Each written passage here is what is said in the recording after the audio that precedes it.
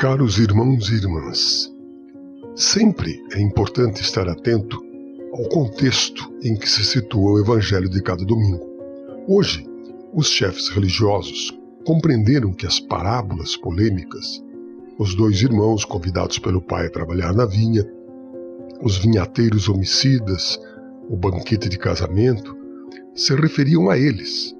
Por isso, contra-atacam a Jesus com 3 perguntas capciosas, que são como que armadilhas para ter que acusá-lo. Pagar ou não o imposto a César, a ressurreição dos mortos e qual é o primeiro mandamento. Hoje pergunto a Jesus sobre o imposto a ser pago aos romanos. Era um assunto polêmico que dividia a opinião pública. Os adversários de Jesus querem a todo custo acusá-lo e assim diminuir a sua influência junto ao povo. Muitas vezes, pessoas ou grupos inimigos entre si se unem para defender seus privilégios contra aqueles que o incomodam com o anúncio da verdade e da justiça. As perguntas dirigidas a Jesus, mesmo aquelas que revelavam uma intenção de incriminá-lo, são para ele ocasião privilegiada para ir além das mesmas perguntas e acabam gerando respostas surpreendentes que ninguém esperava. No Evangelho deste domingo, Jesus responde ao que não lhe haviam perguntado, indicando uma atitude vital que vai além da alternativa que lhe foi proposta, a licitude de pagar ou não o imposto a César. Em primeiro lugar, Jesus denuncia a submissão dos fariseus e herodianos que carregavam consigo moedas com a imagem do imperador romano. Viviam como escravos, submissos a um poder que desumanizava e humilhava a todos com pesados impostos e com violência extrema. Na prática, eles já reconheciam a autoridade de César. Já estavam dando a César o que era de César, pois usavam as moedas dele para comprar e vender e até para pagar o imposto ao templo.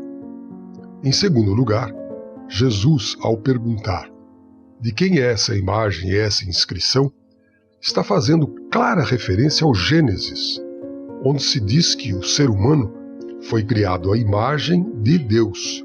Se o ser humano é a imagem de Deus, é preciso dar a Deus o que lhe fora tirado, ou seja, o próprio ser humano. O ser humano é a imagem de Deus e só a ele pertence. O único absoluto é Deus. Trata-se de uma submissão amorosa, que não se impõe, imposto, pois o convida a entrar em sintonia com ele, numa comunhão de vida e compromisso com os outros. O que interessa a Jesus é que deem a Deus o que é de Deus. Isto é, pratiquem a justiça e a misericórdia, para entrar em sintonia com o coração do Pai, pois a hipocrisia dos fariseus e herodianos negava a Deus o que lhe era devido. Em outras palavras, não entregueis a nenhum César o que é de Deus. Os pobres e os pequenos, que são os prediletos do Pai. O reino de Deus pertence aos últimos. Não se pode sacrificar a vida e a dignidade dos indefesos a nenhum poder político, financeiro, econômico ou religioso. Os humilhados pelos poderosos são de Deus e de ninguém mais. Que nenhum poder abuse deles, que nenhum César se imponha sobre eles. Com sua resposta, Jesus propõe um princípio de validade permanente: rejeitar de maneira absoluta qualquer tipo de poder. César se impõe, imposto pelo poder, que oprime e exclui. Deus não se impõe, não é imposto, faz-se dom, esvazia-se de todo o poder e se aproxima de cada um de nós, se faz comunhão. O relacionamento entre o ser humano e Deus dá-se na esfera da mais pura liberdade. Lá onde as decisões são ditadas pelo amor. O Deus que Jesus nos revelou é o Deus que se faz presente no pequeno, no simples, naqueles que não têm voz e nem vez nesse mundo. Não é o Deus do poder absoluto, nem o Deus que exige obediência e submissão àqueles que se apresentam como representantes do divino. A afirmação lapidar de Jesus vai da imagem impressa da moeda à imagem que trazemos impressa em nossas vidas, ou seja, a imagem de Deus. O dinheiro traz impressa a imagem dos poderosos. O ser humano traz impressa a imagem de Deus. O dinheiro vale o que vale o poderoso que o imprimiu. O ser humano vale o que vale aquele que o criou, a sua própria imagem. O denário traz impressa a imagem de César. Por isso, vale o que vale o César. O ser humano traz impressa a imagem de Deus. Por isso tem valor absoluto. Com o denário pode-se pagar os impostos, mas o ser humano não é moeda de circulação que se compra ou se vende. O ser humano é a única moeda que vale a vida mesma de Deus. Por isso, o ser humano não pode ser produto que é vendido aos interesses humanos. Jesus desencadeou um movimento de vida centrada na comunhão de bens, sem um dinheiro divinizado em forma de capital autônomo, valioso em si mesmo.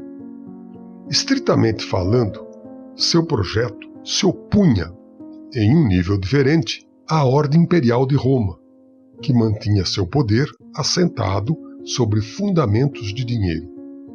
Nesse contexto, se situa o que deve ser entendida essa passagem sobre o tributo a César, que os adversários apresentam a Jesus para pegá-lo em algum tipo de contradição, e assim poder acusá-lo diante do povo, se defendesse o tributo, ou diante da administração romana, se rejeitasse o tributo.